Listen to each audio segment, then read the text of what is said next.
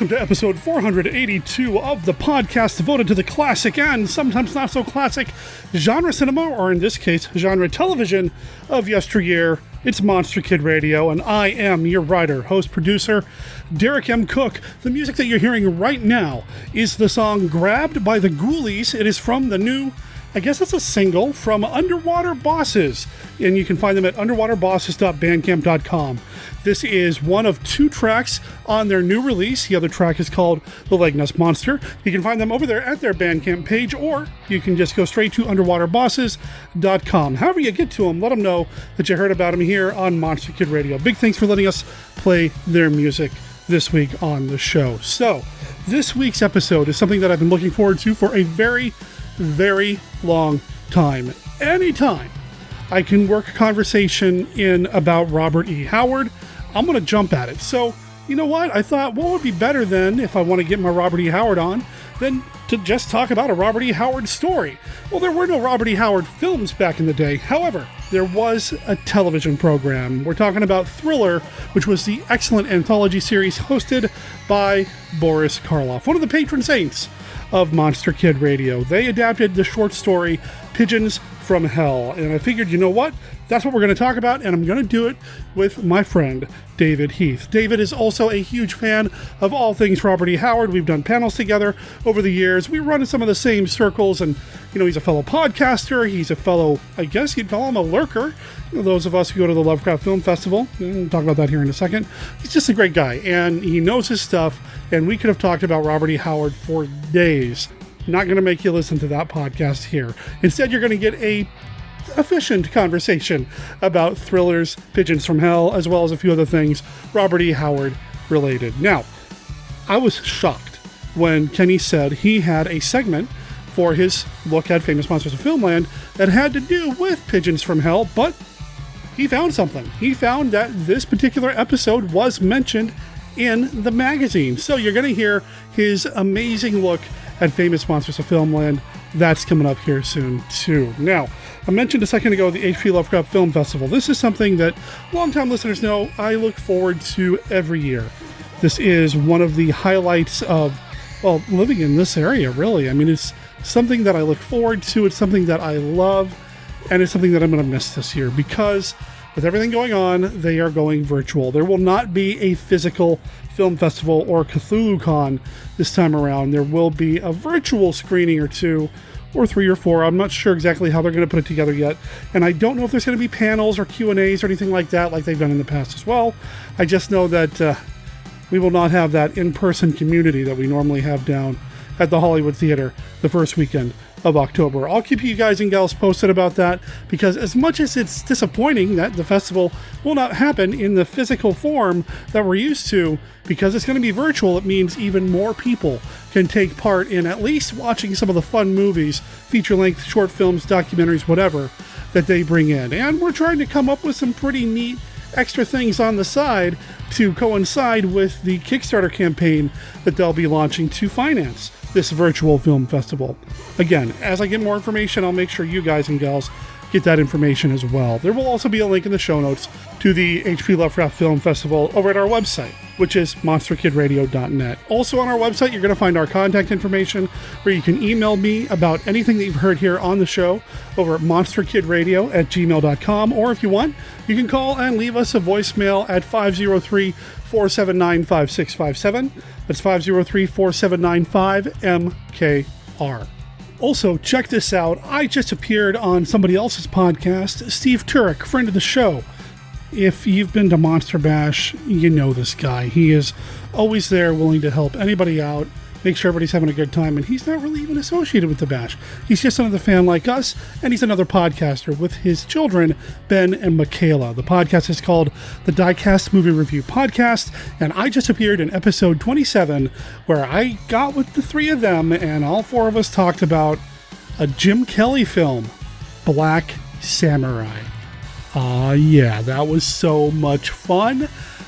I think I might have broke one of them, maybe. You'll have to go listen to the show to find out. I'll make sure there's a link in the show notes to the Diecast Movie Review Podcast. But really, Google is your friend. Diecast Movie Review Podcast? It's going to be hard to miss. There's a lot to get to in this episode of the show, so let's just roll right into it. right now.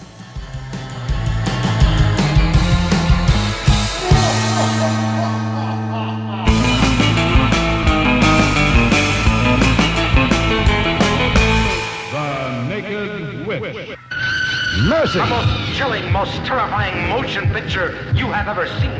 The Naked Witch. The shocker of all shockers. Rated R. Come early, beat the crowds. It's breaking records everywhere. Trapped. Trapped. Trapped. They're trapped in a whirlpool of shrieking fear. From the most fiendish idea ever conceived by the human brain. The Brainiac. And it has a friend.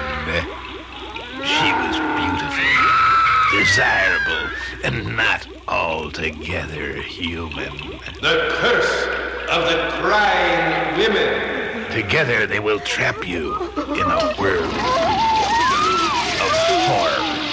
But if you live through it, you will never forget. The Brainiac and the curse of the crying women.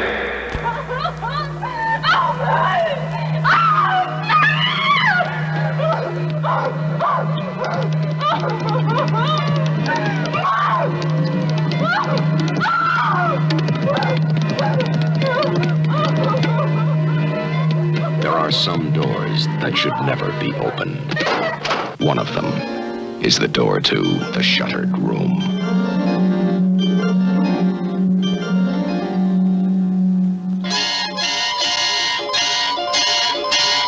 I wouldn't take her into that old house, mister. Less than you want her to end up like this. The terror begins on the road to the house with the shuttered room. There's no hope for Susanna if she spends even one night in that house. Why, detect a threat there somewhere? Did you feel it? Feel what? When you opened that door, it was like I was standing in front of a refrigerator. The terror is a touch, a sound, a sense of someone watching that stains two people with the secret of what lies in the shuttered room and beyond. Please, let me go. I have to see my husband. Well, what's wrong with staying right here and passing the time of day with me?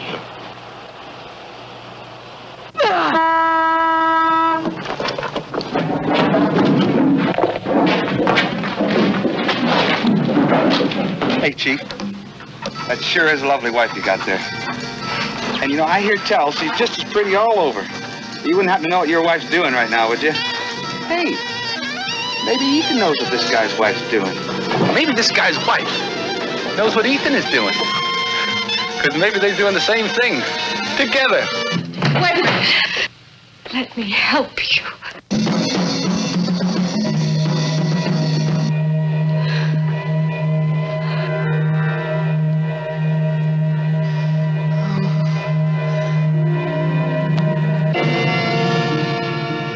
Sleep one night in the house with the shuttered room,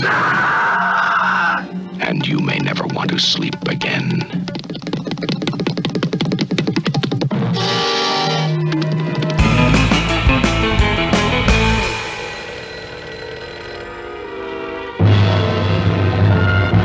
What number is it? What am I calling? You are in the feedback section of the show. We've got an email from listener of the show, Michael from Wilmington, North Carolina. Hello, Derek. I've got a signal boost for a pen and paper role-playing game Kickstarter you and the Monster Kids might think is cool. They Came from Beyond the Grave. It's a role-playing game based on Hammer and Amicus era horror movies.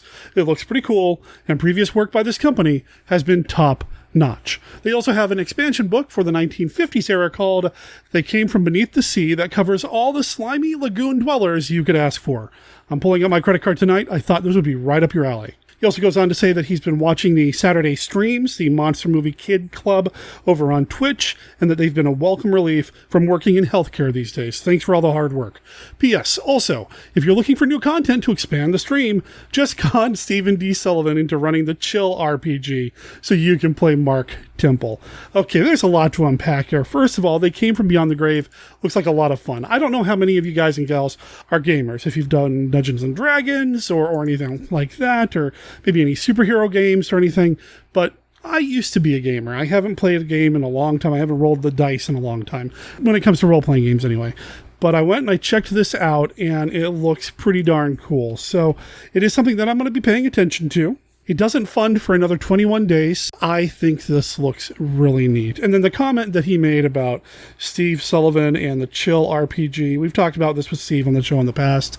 He used to work for Pacesetter Games, and Pacesetter Games is one of the companies that, or was the company that published the first edition of the Chill RPG, which is a modern-day role-playing game in which the characters fight monsters. It's fun. It's awesome. It inspired a video project of mine way back in the day in community college, which would have been, oh dear God, Zella, 3, carry the 1, divided by, at least 30 years ago. That's nuts. Anyway, yeah, so it's always fun just to kind of think about that. One of these days, I'm going to find that video, and I'm going to put it up online for people to see. Or maybe I'll play it during the stream. He mentioned the stream. Go to monsterkidmovie.club on Saturday at 11 a.m. Pacific for the pre-show, and then around noon, the movies start, and they run for at least 7-8 hours.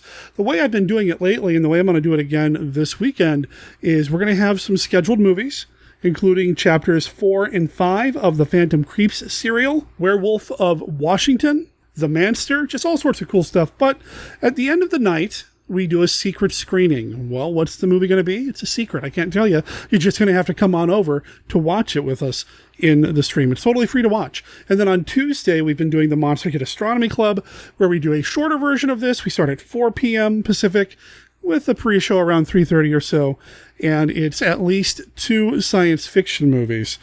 Again, it's all classic material, stuff that monster kids would dig. It's just been a lot of fun to kind of expand what we do on Twitch. If you want to go old school and just go straight through Twitch, go to twitch.tv/monsterkidradio. Thank you for writing in, Michael. I appreciate all of this and giving me somewhere to kind of jump off from to talk a little bit more about what's going on with the stream.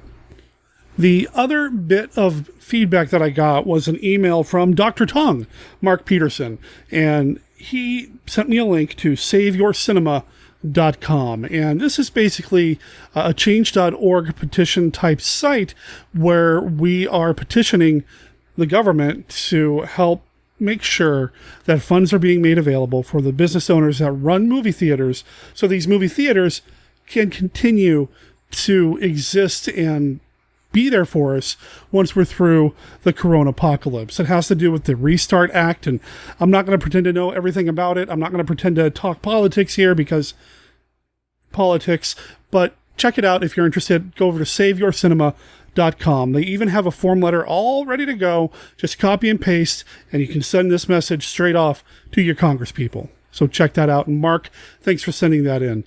I know that we've talked about Mark coming back on the show with the Dr. Tongue segment.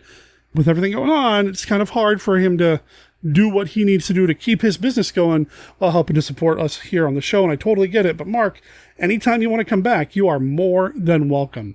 I mentioned it at the top of the show. I'll mention it here again, monsterkidradio@gmail.com if you want to email us, or if you want to call and leave us a voicemail, just go to 503-479-5657. That's 503-479-5MKR. Listen. Do you hear? It's coming back, turning the screen into a buzzing, crawling, creeping nightmare of terror.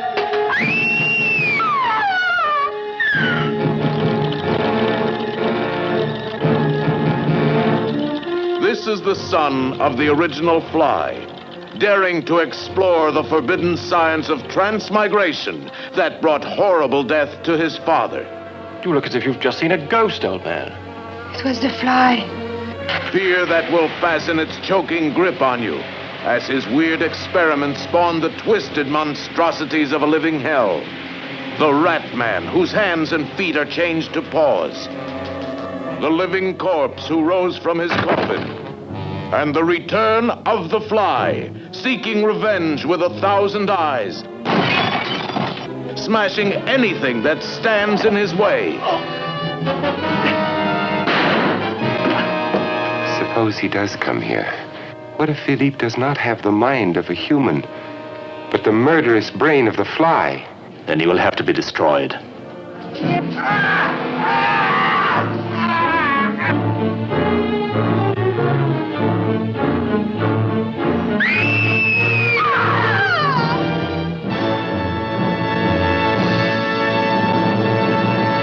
You know, have you ever noticed that the food right here at this concession stand at the Skyline Drive-In Theater is so much better than what you're going to bring from home or buy on the way to the drive-in? I want to tell you something. You can come in our concession stand here and get the experience of a lifetime, an atmosphere that's unlike any other you're going to find anywhere else, because the food's all part of the fun when you come to the drive-in movie. Come on down. We got lines are short right now, and the restrooms are right around the corner. Got all kind of soft drinks here, fresh from the fountain, Coca-Cola. We got Fanta orange, grape, strawberry, and don't forget we got Sprite too. And we have delicious coffee and hot chocolate for the adults out there.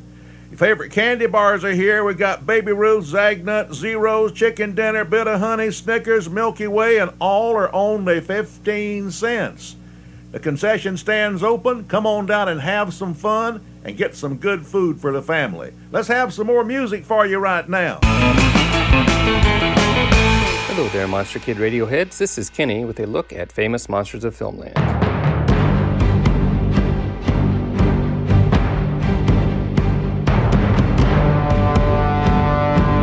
Today we're looking at the thriller episode Pigeons from Hell.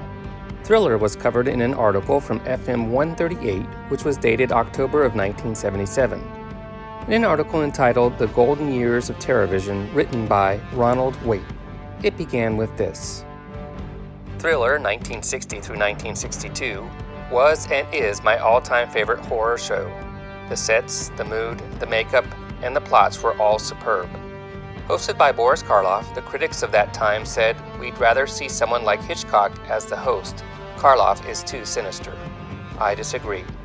When he sat there introducing the night stars and he said, "As sure as my name's Boris Karloff, this is a thriller," I knew I was in for a shock. Every Tuesday night at 9 o'clock, I'd sit glued to the TV set. By 10, I was usually frightened out of my wits, for this was surely one of the scariest shows ever made. The article continues with a look at the writers' 4 favorite episodes, including 2 starring William Shatner. The section on Thriller concludes with this. Boris Karloff appeared in several episodes, including The Prediction, where he played a character named Clayton Mace, The Premature Burial as Dr. Throne, The Last of the Somervilles as Dr. Farnham, Dialogues with Death, a 2-part drama, and one of my favorites, The Incredible Dr. Marquesan, as Dr. Conrad Marquesan. This was a bizarre tale of zombies and revenge, very well done with impressive sets and makeup. Thriller, as I said, was truly one of the greatest shows on television. The script for Pigeons from Hell was based on a short story by pulp writer Robert E. Howard, who is most famous for the character Conan the Barbarian. Conan first appeared in FM 60 from December of 1969, without a mention of Howard, via an ad for paperback books sold by Captain Company. Conan, the most fantastic fantasy hero in fiction. 10 super great titles. Thrill to the most savage battles of fantasy adventure's mightiest hero, Conan, the Barbarian King.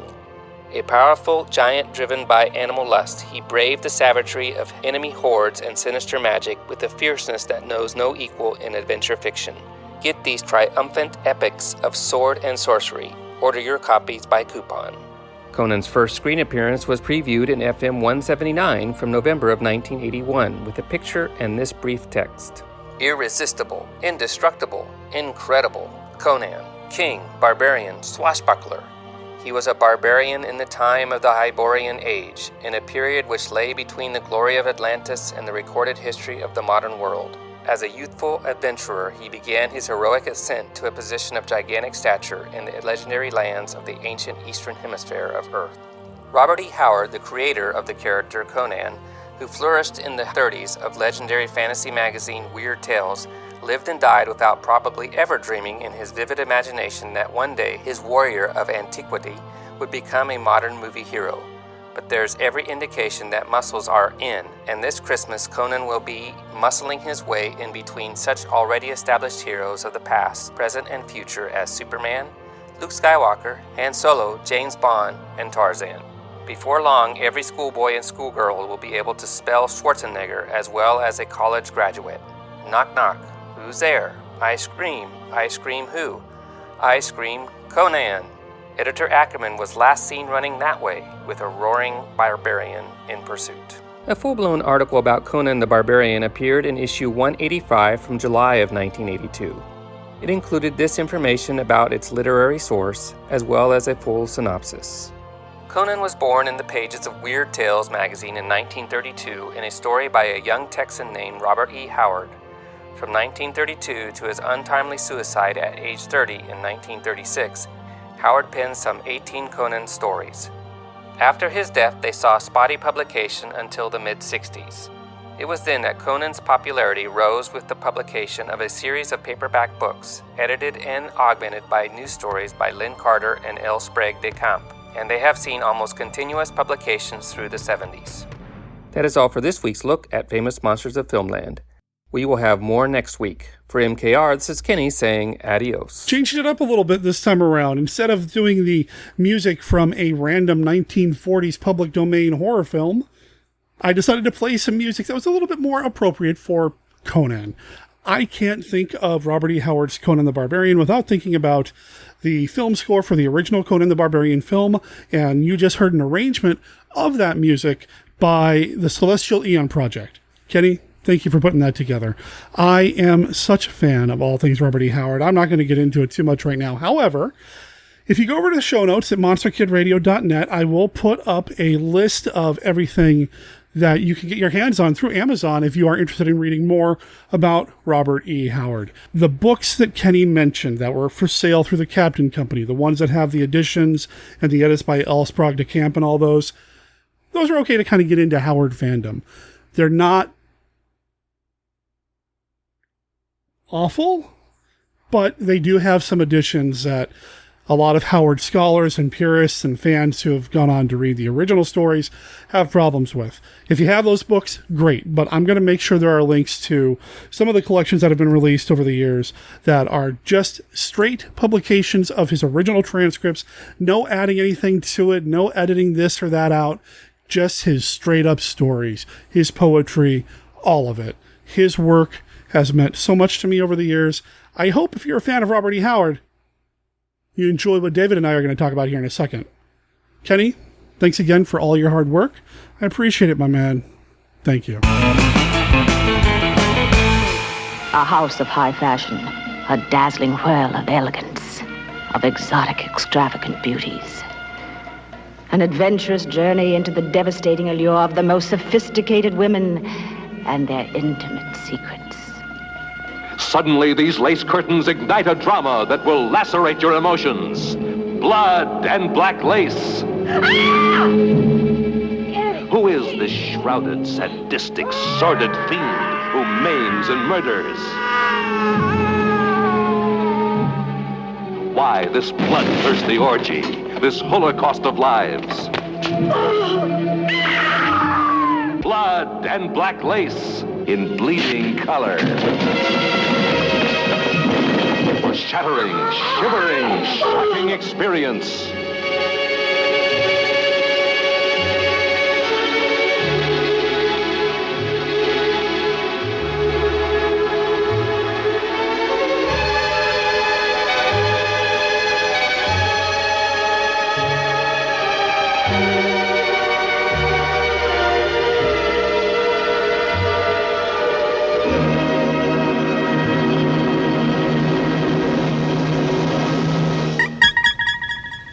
But the room was quiet.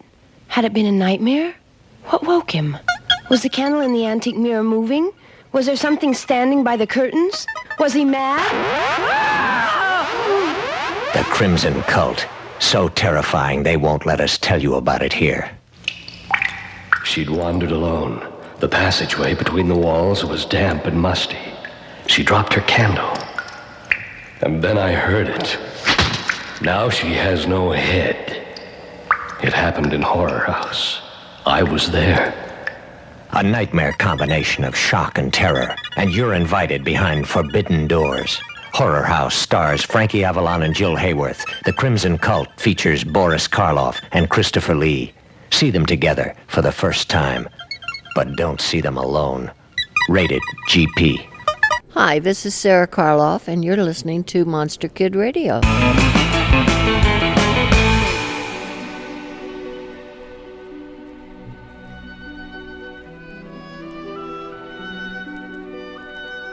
This is Count Dracula, and I'm here to offer you a friendly warning.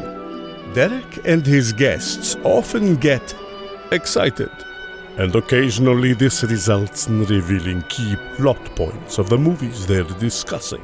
You know how the children of the night, monster kids, can get sometimes. So consider yourself warned. And don't come begging to me to kill them for their transgressions afterward. I have more pressing issues to take care of, like that pesky Van Helsing.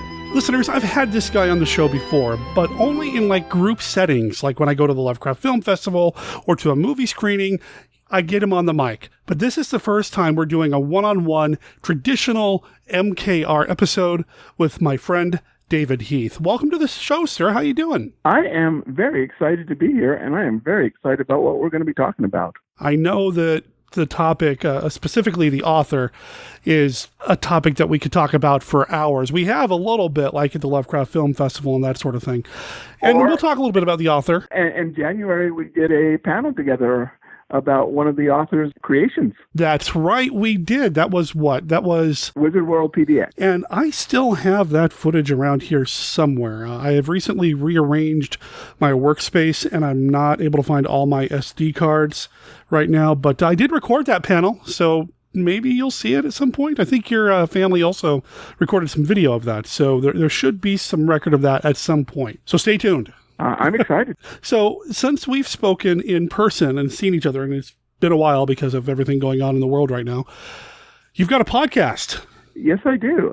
In fact, it's called Dave's Underground Goat Shenanigans, and it takes place, mainly it's me and maybe a few other people talking about, comic books, pop culture, pulp literature. But the working sort of premise is that there is a farmer named Dave, who's not me, but a lot like me, who finds an underground Illuminati base under his goat farm. And I think we'll have one coming out soon that I think you might be interested in. It's going to be our Star Trek special. Oh, yes. It's 3 parts. The first part is about the Robert Bloch episodes of the original Star Trek series. Oh, Dave, get out of my head, man. I've been planning an episode like that myself. Oh, sorry about that. And then That's all right. It's all good. The next one is about Star Trek, the animated series, which I remember watching in the 70s as a kid. As far as I'm concerned, that stuff is canon. I love the animated series. And I think 3 years of the TV show, 2 years of the animated, that's the 5 years right there. There you go. And then the third part is, air quotes, fiction, unquote, about a red shirt that was used on the TV series that caused a curse, and all the extras that wore it died terrible, horrible ways. Okay. So you've got my interest. You've got my interest. I mean, I've been listening anyway, but you've got my interest for sure. We're not as professional and worry about due dates as you guys are, but it should be out in about a week or so. And is that still something that you're producing with D.B. Spitzer over the People's Guide to the Cthulhu Mythos? Absolutely, yes. Is that where people can find the podcast right now, or is there a separate site for it, or where do people go? That is probably the best, or on his sort of parallel Black Clock Audio Tales. Okay. And I do play promos for Black Clock as well as the People's Guide here on the show, so I'll make sure I drop those promos into this episode so people can at least find that website. If the computer gods are smiling on you, you can type Dave's Underground Goat Shenanigans and usually find it somewhere in Google. You mean there's more than one result for searching for Dave Underground's Goat Shenanigans? And trust me, you don't want to look at the other ones. Okay, enough said. And trying to get those images out of my head right now. That part might get edited. Probably not.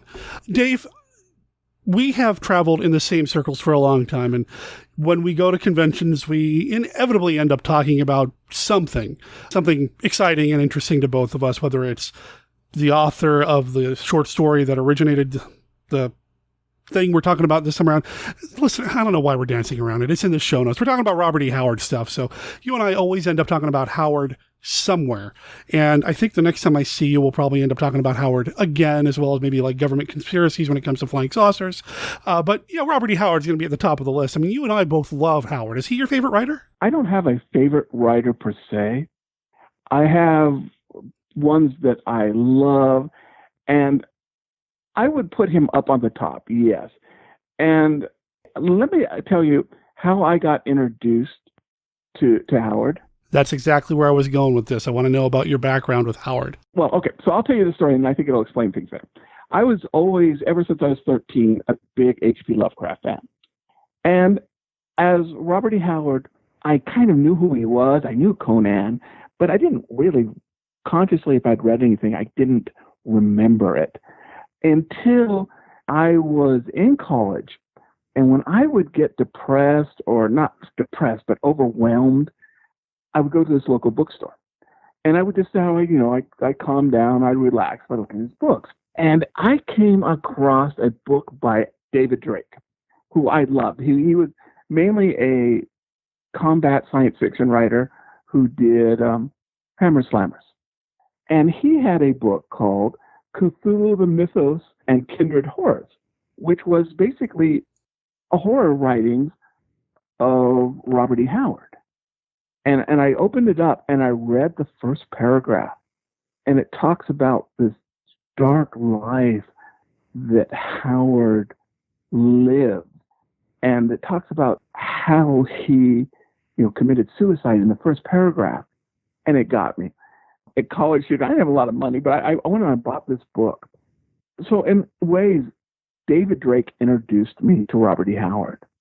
He was comparing it, and I know that I'm going to do this, compare him to Lovecraft. But he said, maybe Drake said, Lovecraft, maybe he wrote, for the eternities, but Howard wrote for the masses. And that's the way my sort of relationship is. I'm the masses. I'm the person that Robert E. Howard was writing for. Yeah, Howard definitely was. I'm going to make my living being a writer, and if that means I'm cranking out stories for the masses, that's what it means. I mean, he cared about literature. He cared about word choice and the art and the craft of writing, but he also cared about getting paid. So, and fortunately, those two things work together for him. In ways, because I relate more to Howard than I do Lovecraft. I relate more to Howard than I do Faulkner or Hemingway, because I relate to him as sort of a person-to-person level because of that. Does that make sense? No, it totally does. Howard always seems like the guy that, I'm not a drinker or anything like that, and I think politically we would not get along, but I'd still like to hang out with the guy. Lovecraft would be somebody I'd want to visit. Okay? Howard would be somebody I'd go on an adventure with him. Robert E. Howard's going to have the best barbecue. It's kind of lost on me too, but I totally hear what you're saying. Yeah. Yeah, he'd probably judge the heck out of me for wanting to do like veggie dogs and such, but still, yeah, he'd be great to hang out with, have a meal with. Whereas Lovecraft, you go visit for an afternoon and you're good. Yeah. Whereas Howard, hop in the car, let's go have an adventure. Let's go somewhere and just listen to you tell the tales, man. And that's it. I think maybe that's it. I'm not really a writer. I'm not a podcaster. I'm a storyteller. And in that way, I link with Howard. He's a storyteller too. Oh, yeah. And if you look at his upbringing, sitting on the porch, hearing the stories of his family and the families around him, again, telling the tales, hearing these stories, that had to have influenced the way he approached storytelling, writing, whether it's fiction, short stories, poetry, whatever. And he's a heck of a poet. People, if you've not read Robert E. Howard's poetry, you are missing out. I agree. Something fierce. I definitely agree on that. Man. Howard is oftentimes considered one of the three musketeers of weird fiction, Lovecraft and Clark Ashton Smith being the other two. And really, I feel like those three kind of laid the foundation for what we call weird fiction today. There's a lot of other people that have contributed to the movement as well as people that influenced Lovecraft and Howard and such, sure. But without the three of them, I think genre fiction would look so different. And not just because of the fantasy stuff that Howard did. He's mostly known for Conan, right? I mean, that's kind of how most people knew him for a long time because of the movie and the comics and that sort of thing. But he wrote so much more than that. Absolutely. He wrote boxing stories. He wrote Western comedies. He kept jumping from subject to subject, which I like. That's how my mind works too. Yeah, and part of it was because he would follow the market. If he's not able to sell a boxing story, well, let's change a couple other names and try to sell it to a men's adventure magazine as a sailor story. Or let's change another name here or there. We can't sell this Bran McMorton story. Well, now it's a Conan story. He really knew how to work and follow the market as well. And I can't think of a genre of his that I've read that I've actively disliked. I've always dug all of it. Even his quote-unquote spicy adventures that get a little racy for 1930s. I dig them. Yeah. And I think everybody talks about how influential Lovecraft is. What we're going to talk about, the Pigeons of Hell. Stephen King said that this was, one of the two scariest things that he saw as a child on TV. And you know what? When I was watching it again, I could see how this influences Stephen King. Oh, this is so Stephen King. I know Stephen King likes to put in like little homages and such to some Lovecraft. I mean, you can't read the Dark Tower series without seeing little bits and pieces here of some Lovecraft stuff. There's a short story that takes place, I think, in the UK, and there's an underground station that's a reference to something Lovecraftian or Quatermassian, whatever. Yeah. He loves Lovecraft. But I could see Howard really having a huge impact on Stephen King, who is also a storyteller. Yeah. He's oftentimes referred to himself as like the fast food, the Big Mac and fries of literature. He's just a storyteller. He just kind of opens a vein, puts out the words, and there you go. And I feel like Howard did the same. I really see some connections there. And I agree with you about this particular adaptation of Pigeons from Hell. It feels very Stephen King. Very Stephen King in a good way. It's got a better ending than Stephen King would have come up with. I definitely think it influenced him. When I first discovered Howard, I think I knew what Conan was. I remember vaguely being at a friend's house when I was a kid. My family was visiting another family, and Conan came on the TV. And it was in the middle of the day, so it must have been a cable station. Like a Showtime or something. And my friend's parents told my parents that there was something coming up that I wasn't allowed to see. So they made me look away. And being a kid, it's like, okay, whatever. And I just went and started doing something else. I learned later when I finally watched the movie, it's when Conan is presented with the naked woman. Okay. They didn't want me seeing that as a little kid. And then, of course, Conan was in the Marvel comics and that sort of thing. But my real introduction to Howard came in high school. In my creative writing class. My creative writing teacher, Mr. Bill Roberts, who is the man, introduced me to so many amazing things. He's the guy that taught me how to play Dungeons & Dragons. He swore me to secrecy to never really tell anybody, but that was over 20 years ago, so I think the statute of limitations is out there. But he also introduced me to Robert E. Howard. And at that point in Howard scholarly circles, the only real biography about Howard was the one that was written by L. Sprague de Camp, which implies all sorts of things about Howard's relationship with his mother, his mental state. He was a crazy person, that sort of thing. And that's what Mr. Roberts believed because that's all that was out there. Now, since then, there's been a lot of material that disputes a lot of that. As well as some really good biographical works by people like Mark Finn, who really wrote the text on all things Howard. There are tons of groups online that have come together. There are zines. Ray Hoopa is one of the organizations. It's like an amateur press group. There's all sorts of just amazing places to learn about the real Howard. And the more I learn about the real Howard, the more I am fascinated by this guy. Oh, absolutely. In 30 short years, he impacted so much in pop culture. I don't think people sometimes realize Conan predates Lord of the Rings. And Tolkien knew about Conan. he had commented, or there was a letter or something. I remember doing some research, and I saw somewhere where Tolkien was referencing Robert E. Howard. He wasn't a big fan, but he knew that Conan was there. Yes. And I feel like if we didn't have Conan, maybe the pumps wouldn't have been primed right for Lord of the Rings to become the thing that it was. You never know how it might have influenced him. I can't think that it didn't. I mean, I think we're all kind of influenced by all the media that we consume, whether we mean to be or not. But I've always viewed Howard as probably one of the most important figures in fantasy fiction out there. Oh, absolutely. So the story we're talking about today, it's Pigeons from Hell. It is one of his contemporary horror stories. Now, Howard and Lovecraft knew each other, and Lovecraft famously allowed people to play with his concepts and his quote-unquote mythos. Important note, Lovecraft never called it the Cthulhu mythos. That was something that August Derleth came up with later on.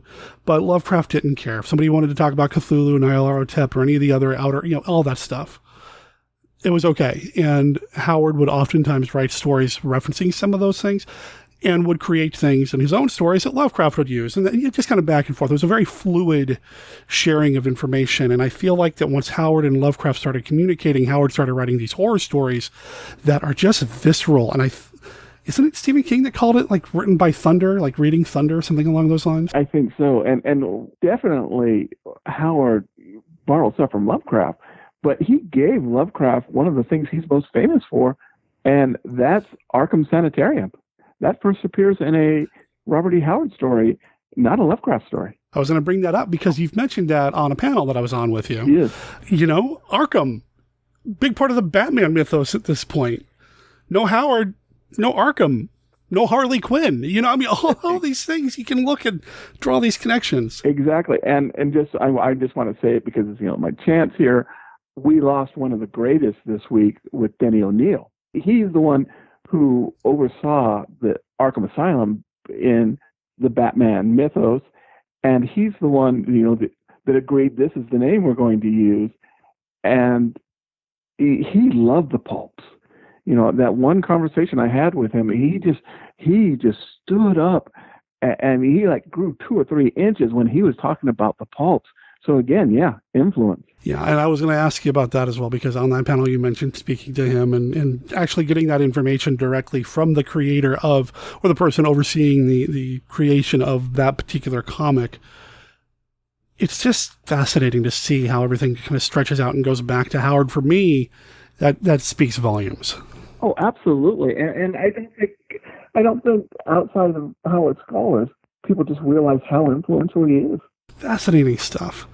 I do remember maybe a good 7 or 8 years after I graduated high school and I had started reading more Howard, I went back to my quote-unquote hometown and visited with my creative writing teacher, who insisted at that point that I just call him Bill. But, you can't you call him Mr. Roberts for so many long years. It's so hard. But and I started talking Howard, and I learned quickly that I knew more about Howard at that point than he did. So it was a weird kind of role reversal where I'm sitting there telling him stuff about Howard and Lovecraft and, they got along and this was this and this and that and blah, blah, blah. And blah, blah, blah. It was a really interesting experience. I bet. And now the student has become the master. No, yeah, that's what I was going to say.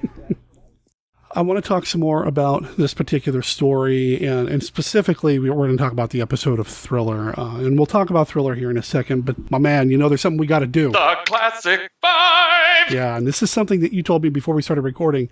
You've never done this. I've never had my deck of cards with me when we sit down at Lovecraft or at a screening or a panel or whatever. We've never played the Classic 5. I consider myself a pretty smart person. It is absolutely true that you have forgotten more about classic horror movies than I will ever know. And, there are so many other people, Dominic, she knows so much more about Batman and vampires than I will. Ken Hite knows much more about literature. So I have this very sort of, I'm not a poser, but I sort of general background. So I know that there is no wrong answer to these, but that's my goal. I may end up with the first wrong answer. Well, I don't know if that's something to shoot for, but okay, fair enough. For listeners who don't know, the Classic 5 is a game that we play here on the show. We try to do it with everybody that we record with. It is a literal deck of cards. give it a good shuffle here.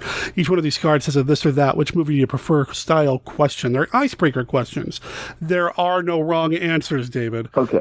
There are no wrong answers. It's just a way to get people talking about monster movies, keep friends talking, making friends, talking about this stuff. It's just a fun little way to pass the time. Are you ready to play, sir? I am ready. All right, here we go. Card number 1. Who's your favorite mad scientist?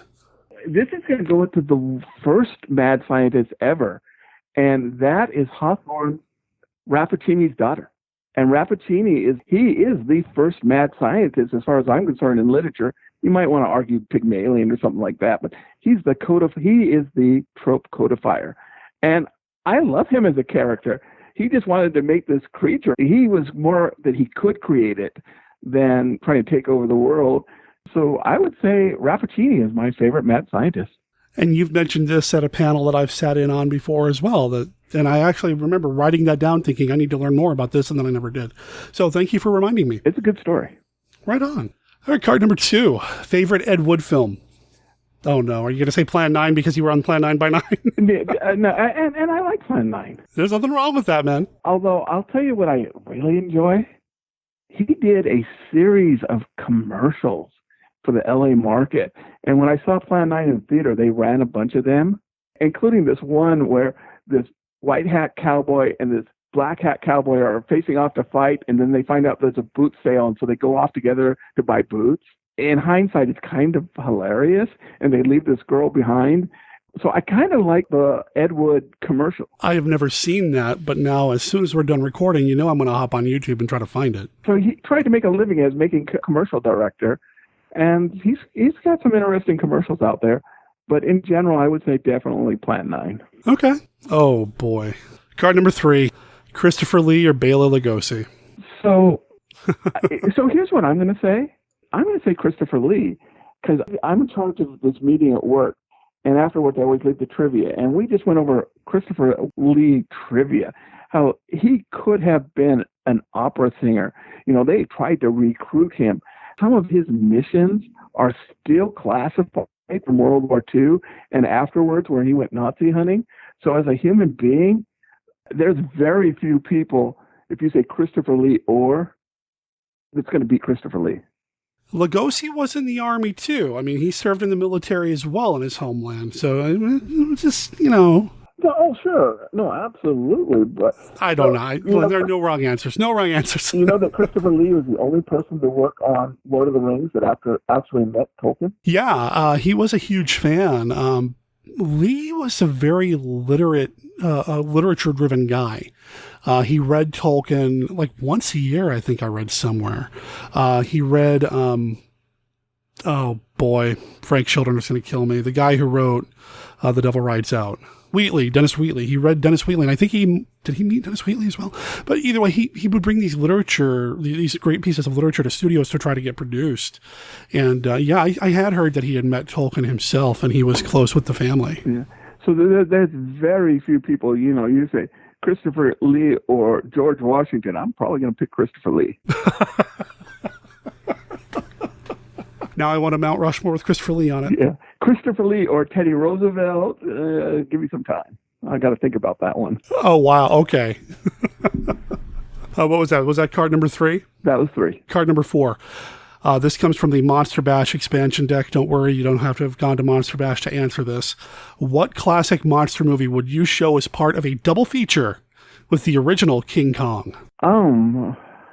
My answers tend to be very emotional because of the event.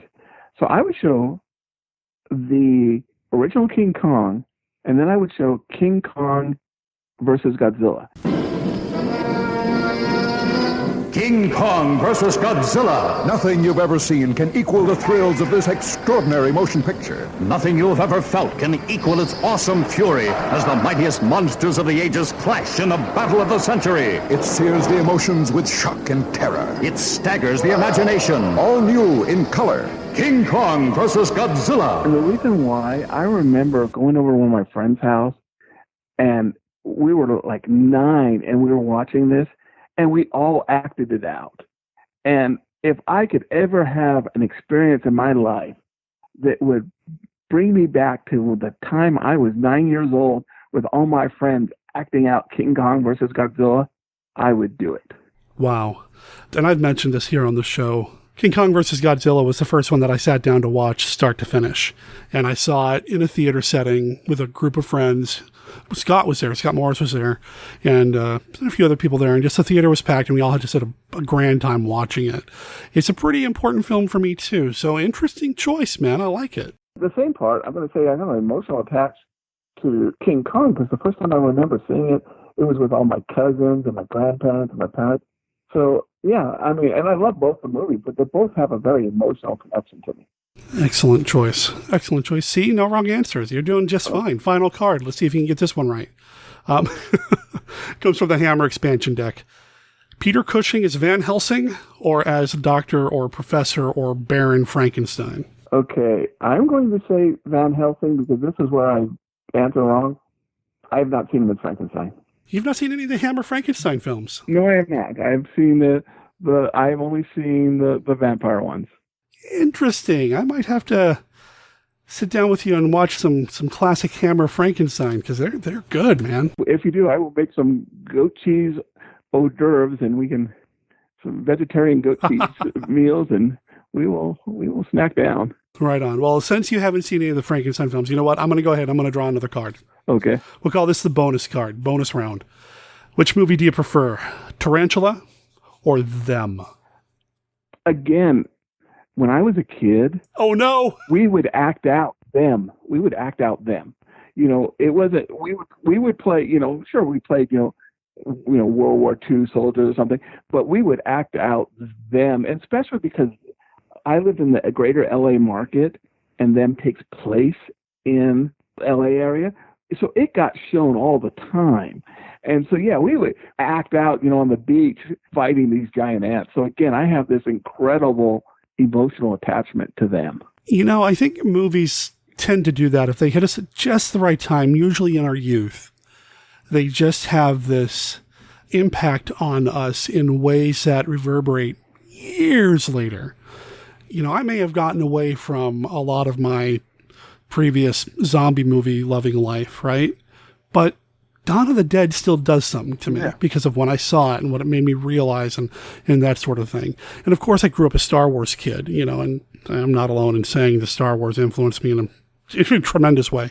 But I think there's something about when you're younger, when you watch these movies, they get inside you and they influence you in ways that impact you years down the line. You know, I'm in my late 40s, and I still remember the first time I saw things like Empire Strikes Back, and I would pretend to be an AT-AT walker, you know, with a little, you know, stormtrooper action figure tucked into my shirt collar, walking around the backyard. You know, so yeah, I totally get it, man. Yeah, so me, it was a soldier with a flamethrower fighting giant ants. That's awesome. Well, that was the Classic 5, and I think you did just fine, sir. Well, thank you.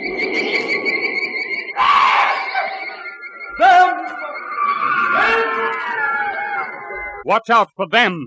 A menace never known to man or beast before. An endless horde of crawling, crushing, gigantic creatures. So horrifying there was no word to describe them. Watch out for Them! Watch out for Warner Brothers' screaming new shock sensation, Them! Yes, I saw them. They were huge and scaly, and they had gigantic jaws, and then one came at me. Kill one and two take its place. This is the endless onslaught of Them, clawing up out of the earth from mile-deep catacombs. See Them, the most astounding journey into terror ever taken, starring James Whitmore, Edmund Gwenn, Joan Weldon, and James Arness. Them! All right, let's talk a little bit more about Robert E. Howard. Okay. So he lived a very short life. When you look at his output, it's hard to believe that he was only here for, 30 years? Yeah, I believe so. It's insane, the amount of work he put out there. And a lot of his stuff, mostly his fantasy stuff, would get adapted and picked up either as a film. There was a Conan the Barbarian television show. There was a theme park attraction. Several cartoons. Yeah, a couple of cartoons. Tons of Marvel comics. And Dark Horse, too, would pick up the license there for a while. And I think I've got some other independently produced Howard stuff, but it's usually of the fantasy or sword and sorcery vein. I feel like a lot of times his horror fiction, which is just as good, if not better, doesn't get a lot of attention. I love Pigeons from Hell. My favorite Howard story is The Black Stone, but Pigeons from Hell is really good too. And it's odd to me that there wasn't more Howard stuff out there. There's Clark Ashton Smith episodes of Night Gallery. Lovecraft gets referenced all the time in Night Gallery. And I mean, you were talking about Robert Bloch in Star Trek. He always mentioned like the outer ones or the other ones or the older gods or whatever. But Howard doesn't get that kind of reverence until recently, which is too bad. And I don't know this for a fact, and I'm just talking out loud, and you'll probably get all these comments saying why I was wrong on this one. I wonder if it was something because of the stigma of how he died. If maybe that was a reason why Hollywood didn't take to him until way after his death, if that makes sense. It totally makes sense. I was actually, as I was saying that, it occurred to me, well, he did commit suicide. So there might have been some stigma there. Plus, like I was saying earlier, the only biographical work out there was really L. Sprague de Camp's book, Dark Valley Destiny. And it doesn't paint the most flattering picture of the man. Plus, if you look at how the rights kind of worked out, and his father was in charge of a lot of the works for a while, and then it went off to somebody else, and there's a lot of contention about who really owns what these days. There's trademarks, there's public domain stuff that wasn't published until after the 50s, and then it's a mess. Yeah, that's the other thing I was going to say. Yeah, so that makes sense. Pigeons from Hell was not published during Howard's lifetime. It didn't get published until after he passed, almost 2 years after he passed, I think. May 1938, so yes, 2 years. And that's the thing, is that Howard, and I don't know if there's anything still out there, but for a long time, for years and years and years, there was new Howard stuff being discovered. This guy wrote non-stop. I have a book on my shelf called The Last of the Trunk that was put out by the Robert E. Howard Press Association, or whatever they're called. And it's supposed to be like the final fragments of everything that he ever wrote. It was found in a trunk somewhere. They cleaned it up, put it out in a book. Now, of course, this book came out years ago, and there's been more stuff since. So even then, that wasn't the last, you know? Yeah. Oh, yes, definitely. Howard also has a special place in my heart because I was the first person to adapt a Robert E. Howard short story as a short film for the Lovecraft Film Festival. I did an adaptation of Casanetto's Last Song, which is one of his contemporary horror stories. It was not published until many years after he passed, so it was not in the public domain. I had to get permission to do it. Unfortunately, I don't have a copy of it anymore, and that bugs me so much. I had so many technical problems with my computer editing it, and since then I've had so many hard drive failures, I don't have a copy. So on the off chance anybody out there has a copy of my short film, Casanetto's Last Song, hit me up. It's not an award winner by any means, but I had a lot of fun bringing Howard to life in a different way. Well, hopefully someone has that. Somebody's got to have it. I know I gave copies of it to many people that were involved with it. And I've reached out to a handful of them as well, and they have similar stories where they had a flood or they lost it somewhere along the way, that sort of thing. I've even contacted the then director of the H.P. Lovecraft Film Festival to see if he had a copy, because for a while he had all the submissions from over the years, and when he slimmed down, he must have let it go as well. But I did do it. It's out there somewhere, and there are clips of it in the lead actor's demo reel. So there's a couple shots of it. We actually shot it in the Hollywood Theater itself, which I kind of cheated a little bit. I really wanted it to get accepted into the Lovecraft Film Festival, so I intentionally chose a location to shoot it in that was familiar to everybody. That was a plus? Yeah, it was a bonus. You know, it was in the Hollywood Theater, which is where the Lovecraft Film Festival takes place. Also, the then director of the Lovecraft Film Festival, I cast as an extra as one of the random cultists. So I made sure, I was hedging my bets to make sure the movie could get accepted. Yeah. But yeah, I mean, there's something about it, There's just something about his horror stories. I love The Black Stone. People in the Darkness. Oh, that one's good too. Yeah. I'm looking over at my shelf right now. I have 3 or 4 shelves just filled with Howard paperbacks, doubled up or double deep. And anyway, Pigeons from Hell. Let's talk a little bit about the story itself. In the story, you were saying something very interesting about what the characters or who the characters could have been. It's no surprise to anybody who really reads Lovecraft to know that he kind of inserted himself into his work a little bit. Not just his beliefs about other people and the world, but there was specifically a very specific character that you can look at and say, yep, that's Lovecraft's avatar. Randolph Carter. Yeah, exactly. And I didn't really see a lot of that in Howard. I saw aspects of Howard in Conan. I saw aspects of Howard in Sailor Steve Costigan. I saw aspects of Howard in all these different things. But you brought up a really interesting point about one of the characters. Well, actually, both characters in Pigeons from Hell. And I'm going to let you take it away, man. Yeah, so it's Sheriff Buckner.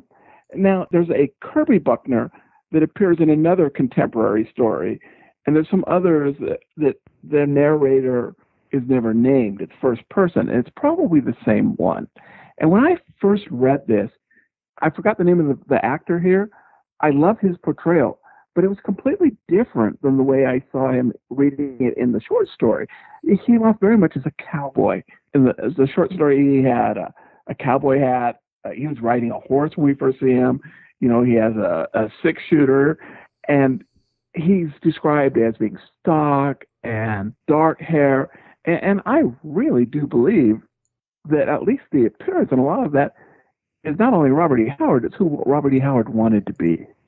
I could totally see that. Now, the actor who played that role in the television episode, his name was Cran Denton, and he had a pretty decent career, did a lot of television, a lot of TV, but he did some film work as well. You know, you look over his filmography and, I mean, it's all over the place. He did everything from things like The Parent Trap and To Kill a Mockingbird he appears in, but he also did Tom Corbett, Space Cadet. So, I mean, he was all over the place. He was a working actor. And I think he did a great job, but he's not a different interpretation than I got from when I read the book. And the same thing with Criswell, who is one of the travelers there who runs into the sheriff. He's a tall, lanky New Englander who likes to travel. And that reminds me of Lovecraft. Sure does. That's what Lovecraft did. He liked to kind of explore other areas and go on these walks. For being as much of a xenophobe as he was, he sure did like to go other places. Yeah. I did not pick up on that when I read the story the first time and even in multiple readings. But now I can't help but see it, especially with the sheriff. I think there's 5 stories that can be tied to him. But if this was something that maybe Howard thought maybe he was going to expand on more, I could definitely see this being an author avatar. Oh, sure. And I love that idea, of course. You know, I love the idea of a normal guy, you know, maybe he's government, maybe he's law enforcement, and he has to deal with these supernatural things that are happening around him. And I just love that character archetype anyway. So to see that here really thrilled me. I was pretty happy about that. And then another sort of Howard tie-in is he learns about these things from sitting on the porch sharing stories just like Howard did. I think they really were cut from the same cloth, even though their upbringings were very different. And if you read a lot of their letters back and forth, they disagreed about a lot of things. Yeah. But in terms of what they consumed, in terms of like, I'd say media, but back then it was really just fiction and storytelling. In terms of that, they really, I think, could have done more together. They never had a chance to meet. I'd be real interested to see how that meeting would have gone. It would have been fascinating because I know Howard met a lot of people in his area and Lovecraft met a lot of people in his area, you know, the writers and that sort of thing. But because one of them couldn't afford bus fare, they never had a chance to meet in person. Yeah. That would have been fascinating to see. Definitely. You said earlier, before we started recording, that this doesn't necessarily feel like a standalone, that there are some other stories that take place of this type.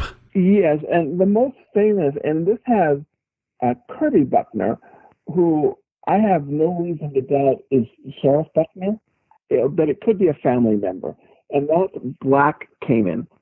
There was also Shadow of the Beast, which is told by a first-person narrator who is probably Kirby.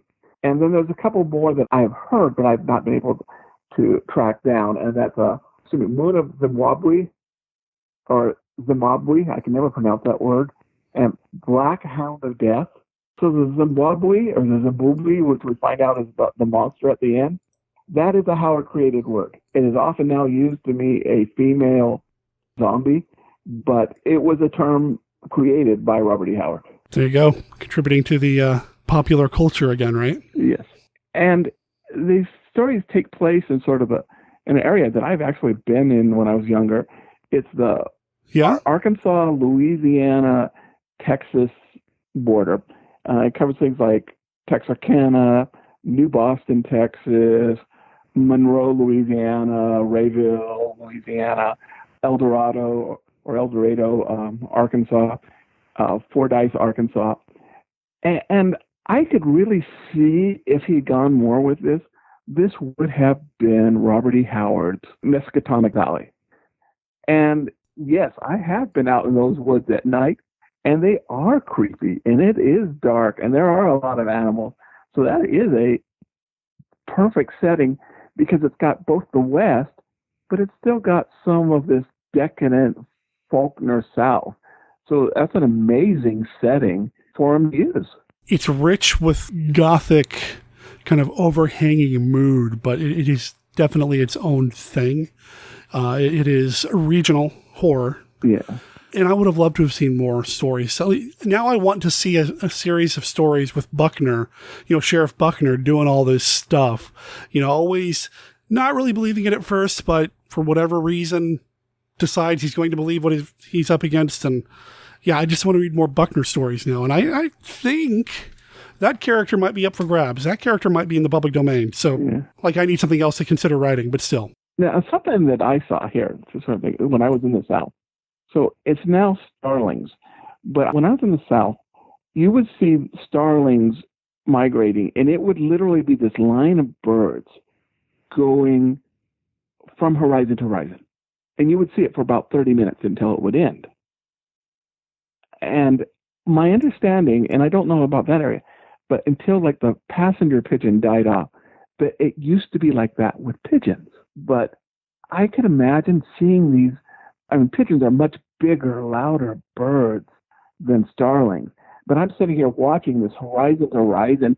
It almost looks like a rainbow of birds flying over you. And I'm in awe of it. And I can imagine if that was pigeons, yes, why you would immediately attach something supernatural to them. Even in at least the thriller episode, and I believe it's like this in the short story as well, as soon as the surviving person tells Buckner about the pigeons. Pigeons? Where did you see pigeons? There seems to be this oh, well, that's not good. Even though really they're just birds, but there's this attachment to them that make them more than that. They're pigeons from hell. There's a supernatural marker or beacon of some sort. And when they come back to the house, there's the birds on the car, and the pigeons on the car. They returned. They're not talking about the pigeons. They're talking about the Blasendale family. I like the idea of, the pigeons being this harbinger, this symbol of some bad juju. and even today, pigeons out of hell. Yep. Which I think they said as much as, bats out of hell. I think that was the original saying. It's just, man, I'm going to fanboy all over this. I'm trying to get back on track here. Okay, we should probably talk about the show. So yeah, it went to television. It went to the TV show Thriller. Now, listeners, if you don't know what Thriller is, you are in for some great television viewing. Thriller is one of these anthology shows. It was a thriller. It was scary. It was horror stuff. It was in the vein of Alfred Hitchcock, but a little bit more supernatural, really kind of gothic horror flavored. And it was introduced and hosted by Boris Karloff. What more do you want? He does an amazing job. Oh, he's great. I love the way he's introduced in this particular episode, too. He's just hanging out there in the swamp, watching everything happen, and then the camera pans away from the action and goes to him, and he's like, oh, I can't remember the lines, but he says some pretty foreboding stuff. And rightfully so. Rod Serling gets all this credit, but he's blown away in this. I think so, too. And there's something very interesting here about this episode in that Karloff introducing this story is not the only... We're going to have a narrator introduce an anthology connection to this, and that this episode is directed by John Newland, the man behind One Step Beyond. I didn't realize that until I watched it for this recording. Don't know why the director didn't really sink in, but that's John Newland. And if you haven't seen One Step Beyond, listeners, you're in for some great television viewing. And it's in the public domain, so you should be able to get your hands on it pretty easily. I knew that Newland did it, and that's more than I know about it. I think I saw some of the episodes when I was much younger, but they've all kind of blurred together. Yeah, it's, the 50s, and a lot of these episodes would star a lot of big names. One of my favorite episodes, Julie Adams in it, of course. I love that episode. And I also try to show episodes of One Step Beyond during the streamings that I do. Just because it's great stuff, short, little awesome stories in 20, 30-minute chunks. Mm-hmm. And to have him directing this episode, where he's got nearly a full hour of television to fill, that's pretty cool. And I will say one thing about this, that I love the lights in this. It's almost directed like a stage play. And if this was done in color, it would not be as powerful as it is. Just the darkness, the light, that is amazing. I agree. It is shot in such a way that, man, you feel those shadows clinging to you while you watch it. The cinematography in this by Lionel Linden, who I know nothing about, is as important to the story as anything else. He got it. And it's moody and affecting in just the right way. So good. The direction, the cinematography. And now they did make some changes to the story. And we were talking again a little bit about this before we started recording.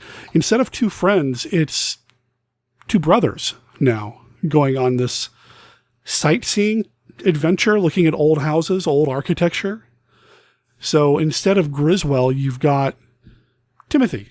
And then Johnny, was it Johnny or Timothy they traded out? Either way, it's Timothy and Johnny now, as opposed to Griswold and the other guy. So what I'm thinking is that the main thing is that Griswold or Timothy, whatever the character, the main thing is he's going to go back to the most scary thing that ever happened to him. And I think that part of it was because Robert E. Howard, he would do that. He and his platonic friends, they would go out and they would travel and they would have adventures. And if something terrible happened and it was horrible, absolutely Robert E. Howard would have gone back into that bar fight or whatever it was, or that zombie-filled house. And sure. I think, though, for a 1960s TV audience, maybe we had to make the connection a little closer, that it had to be more than that platonic friendship, that, he's coming back for his brother. And I think that made more sense from a storytelling point of view. Plus, and, I brought this up, and I still don't know if you totally on board with what I'm saying here, David, but I feel like also if they didn't establish that they're two dudes that happen to be brothers as opposed to, a same-sex relationship, which is not something put on television in the 60s, they had to put something in there, right? I think that could have been a concern. I could see some Hollywood exec being bothered by it. Yeah, which isn't right, of course, but it's what happened back then. Now, I like the change, too. I like the two brothers. It really gives Timothy, not necessarily an arc, but something that he really has to fight against to even go back to the house. I mean, he just saw his brother get killed in a weird way. It's not just he found his brother's dead body. His brother's dead body's up walking around with a hatchet that was used to kill Johnny. It's pretty spooky. It's weird in a capital W way. Absolutely. So not only does he have this motivation to go back, he has this legitimate loss that he's dealing with too. Which I think makes the accusations from Sheriff Buckner even more damning. You killed your brother. No, here's my brother. Why would I kill my brother? As opposed to, just killed a buddy of yours. I feel like that makes it even worse. To kill a family member, that sort of thing. Now, obviously, he didn't kill him or whatever, but Sheriff Buckner does accuse him of doing that. And he was up and walking around in his sleep, and he killed him by accident, or he went after his brother. And Timothy says the best thing that you can say in a situation like this. If I killed my brother, wouldn't I make up a better story than he came back from the dead to try to kill me? Yep. Which, yeah. Exactly. I know, and not that I'm planning on it, but if I was ever committing a crime and I got caught and I wanted to lie my way out of it, I probably wouldn't bring up The Walking Dead. Yeah. Just saying. Exactly. They'd lock me up somewhere else other than a jail cell at that point. I was going to say also that fact that they're family, that brings it a little bit more to that Southern Faulkner tradition too. That's true. It's very Faulkner-esque in how the original story is constructed. There's a lot of influence there you can see. I do like that Sheriff Buckner does eventually pretty quickly, actually, come around to, well, I guess we're going to go back to the house and explore, because if you're insisting this happened, well, maybe it did. Here, hold the lantern. And they do some pretty cool stuff with that lantern, too. Yeah, and like that a lot. No, absolutely. And the nuances when he plays the character, just the way his face looks when he's listening, you can see that he's weighing in the evidence. Yeah, it's not just a flat-out dismissal like, oh, you dumb kids, what did you do? You know, there's a real investigative streak to what he's doing, how he's portrayed here, and I like that a lot. I like the acting in this quite a bit, even though Brandon DeWild, who played Timothy, doesn't get a chance to do much other than look scared almost all the time, but I still like it.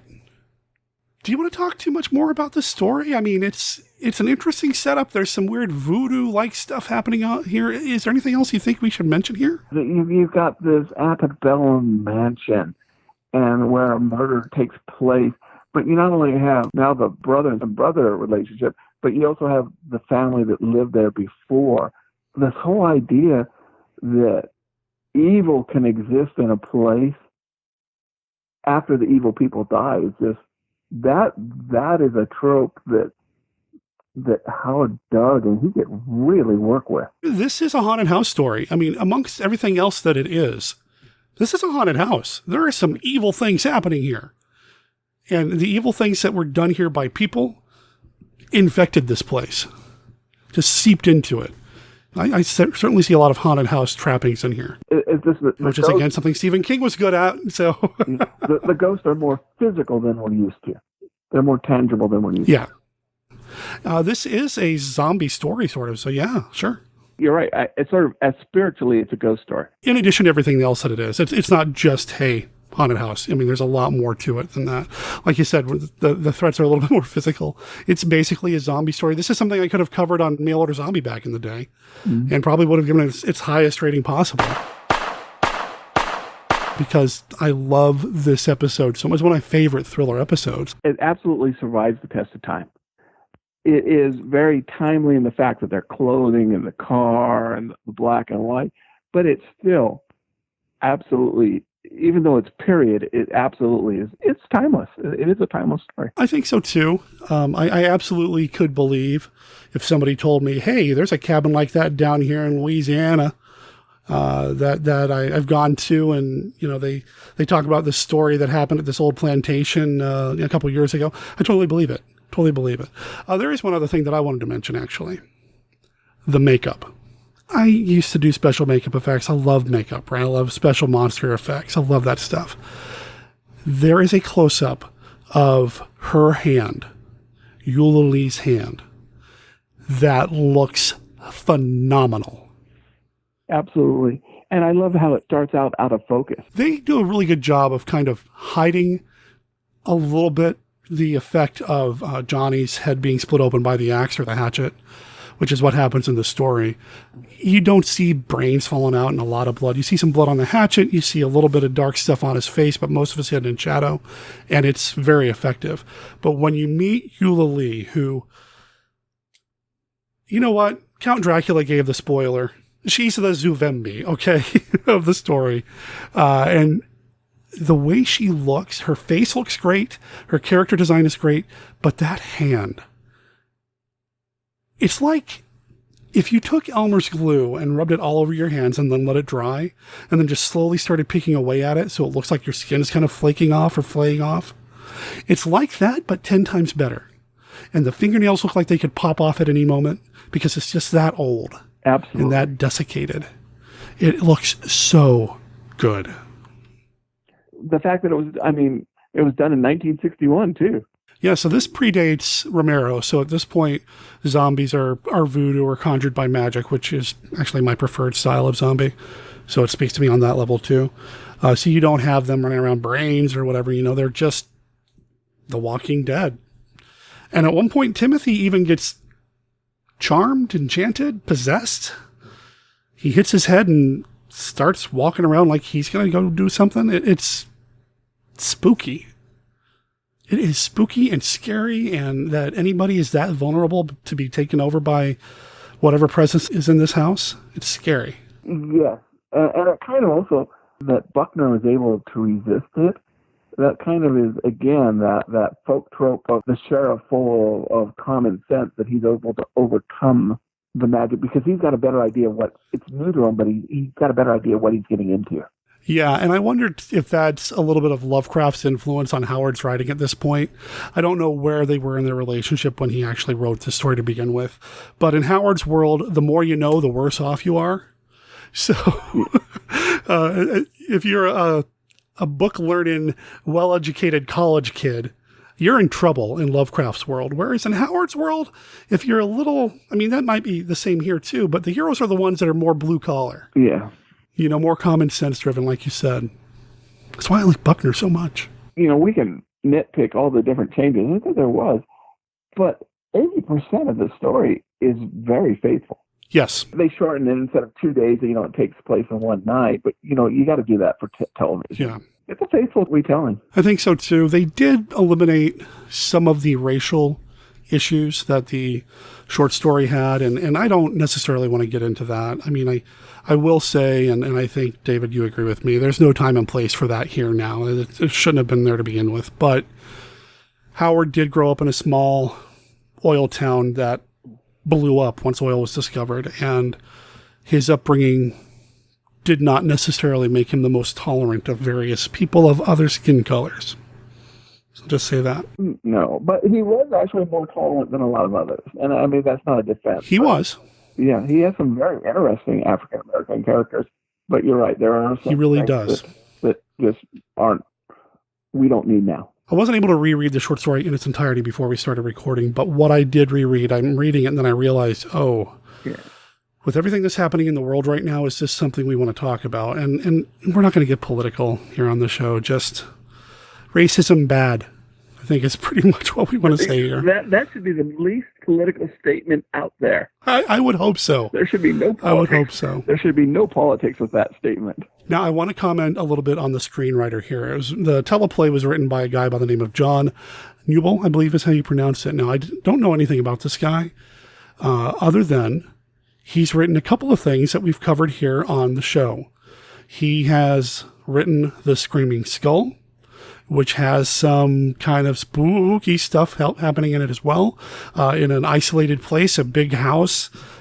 I mean, there you go. That's what we're seeing here too, right? Mm-hmm. He also wrote an episode of Star Trek and was uncredited. He wrote the Bread and Circuses episode of Star Trek. Oh, I did not know that. He was involved with that. Oh, and I'm sorry, he also wrote Two on a Guillotine, which has absolutely nothing to do with a big isolated house out in the middle of nowhere where spooky things are happening. But I guess it does take place in a big house, so there is that. But yeah, I'd like to know more about this guy. His background, he was an American Samoan. So he brought this kind of different take to, I don't know, how death is portrayed in stories and that sort of thing.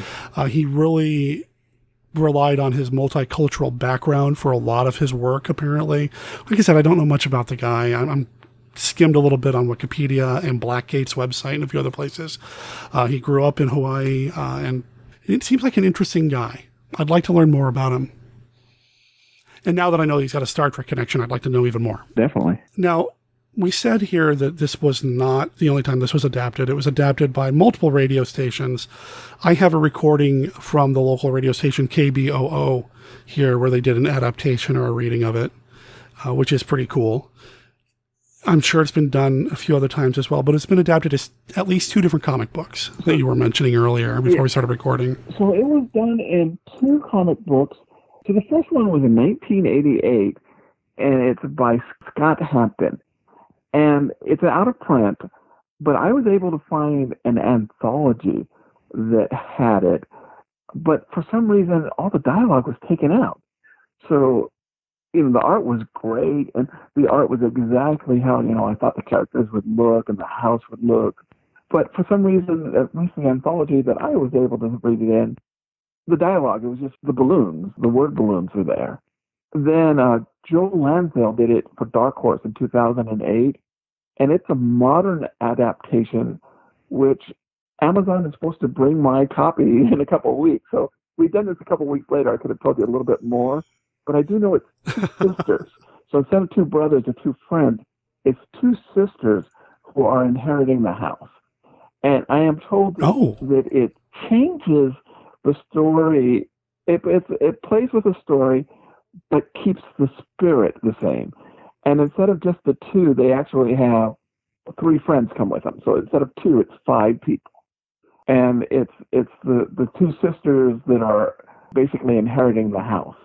I haven't read it myself, but the reviews, people have liked it. And they admit that it's changing it, but it keeps the spirit of the story. That's interesting that Joe Lansdale was the man behind it, because if you could look at all the contemporary writers today and say, this is the guy that came from Howard's stock, Joe Lansdale is like the modern day Robert E. Howard when it comes to a lot of this. And he's from Texas too, isn't he? I think you're correct. If you don't see Howard in Joe Lansdale's work, I'm sorry. You're missing out.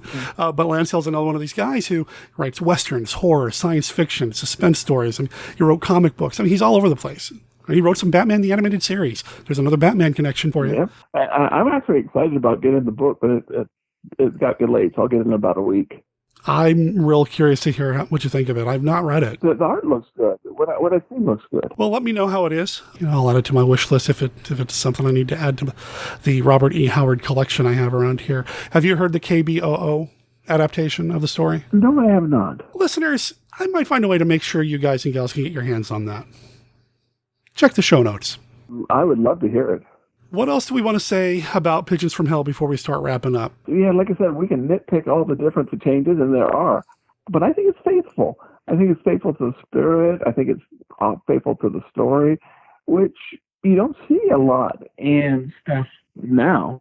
And if we're going to do one last sort of Lovecraft Howard illusion, I think this is kind of to Howard as Richard Stanley's Color Out of Space is to Lovecraft. Wow. That is high praise indeed. But now my brain just immediately cast Nick Cage as Buckner, and I don't know if I like that or not. Yeah. Although I am curious, I'm going to have to see if Buckner, I mean, yes, there are some things, but I would love Buckner to be in public domain. We'll do some research. Some ideas are forming in my head right now, in fact. So to get rid of the Nick Cage as Buckner image in my brain, I'm going to read a quote from the Blackgate website. Blackgate used to be a print magazine. They don't do the print magazine anymore. They are now strictly an online magazine. Their subtitle is The Adventures in Fantasy Literature. I used to read Blackgate all the time. And in 2009, Ryan Harvey posted an article there called My Favorite Robert E. Howard Story is Pigeons from Hell. And he wraps up his article by saying this, and I agree with him 100%. Pigeons from Hell does what many great supernatural horror stories do. It shocks us with fear of the unknown and the appearance of the impossible, but digs its claws into deeper fears and anxieties about our world beyond the page. It's a masterful performance. Dude, he nailed it. I think that's perfect. If people want to hear more of you, you got the podcast, and do you still update your website as well? I should. I will. So I started, I've returned to things where I'm writing down a fact a day, and so I'll have that at the end of the month. And I've got a bunch of other things. I'm kind of like everyone else fighting over this doldrums, but I need to get out of it. And so Dave's Corner of the Universe, and there haven't been a lot of updates in the last couple of months, but I'm going to get back. Dave's Corner of the Universe.wordpress.com, or just look it up on Google. It's the first thing that came up when I just typed it in. And there is a review here, it looks like, that you posted about Color Out of Space earlier this year. So to kind of go back to what we were talking about earlier, go and check that out. Again, I'll make sure there are links in the show notes. And if you do follow Dave on Facebook, he posts a picture of a goat a day, and it's delightful. It's the little things that keep me going.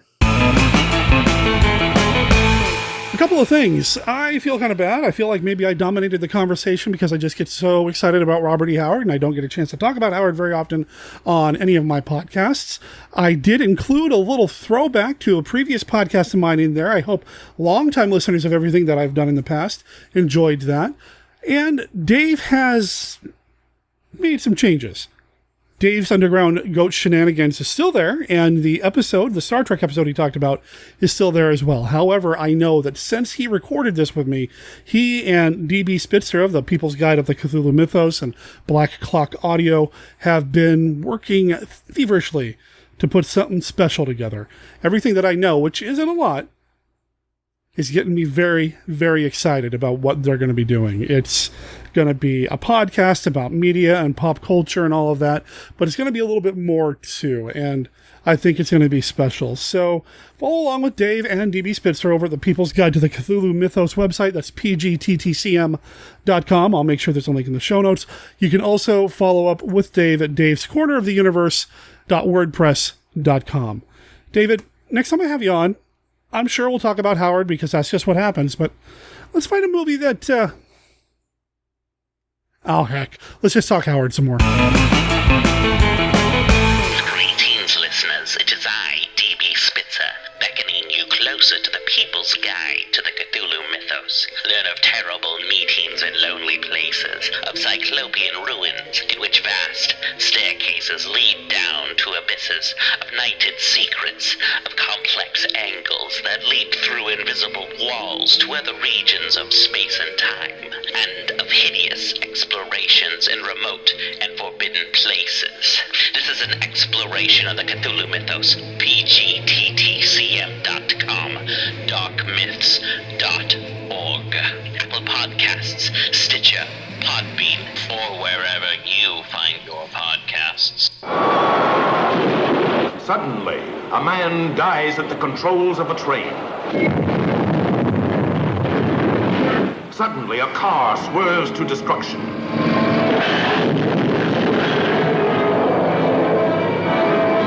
Suddenly, a plane dives to death. The earth dies screaming.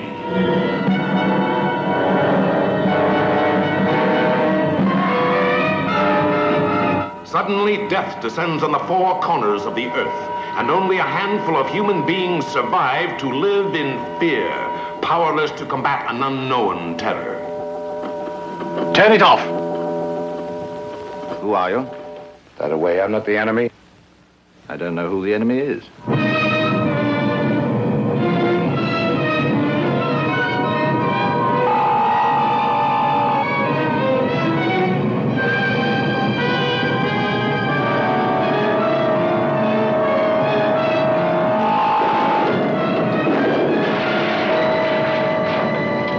The earth dies screaming, and the robots take over.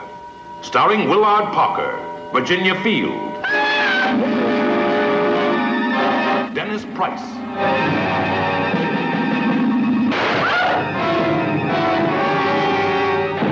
You said that she was dead. She was. She was alive enough tonight. Except her eyes. Well, what was the matter with them? She hasn't got any eyes. Here is paralyzing suspense as the earth dies screaming. Electrifying terror as the earth dies screaming. Jeff! Peggy! Peggy! The robots. What? Peggy!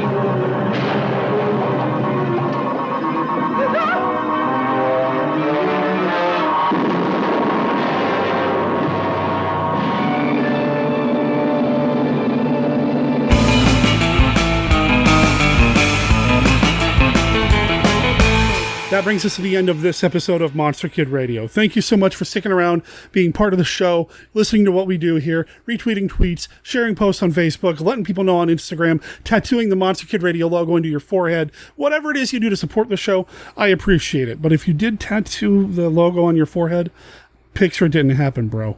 Just saying. Anyway, monsterkidradio.net is where you're going to find everything you need to know about the podcast. Our contact information is over there. Links to everything that we've talked about here on the show are over there, including the link to Dave's Corner of the Universe, all those Amazon affiliate links that'll take you to all things Robert E. Howard. It's all there, including a message letting you know what's coming up next week. We have an interview coming up with a friend of mine by the name of Rob Hampton. Rob is one of the filmmakers behind the documentary Super 8 Days. Days being spelled D-A-Z-E.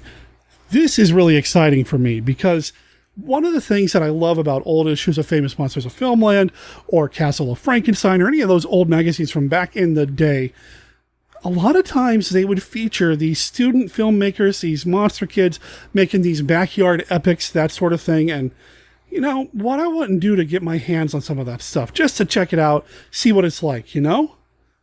Well, Rob has made some of this material available.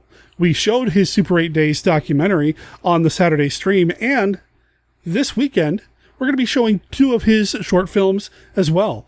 One based on King Kong and one based on, well, you know what? I haven't decided yet, but he's got a handful over at his website as well as his Vimeo page.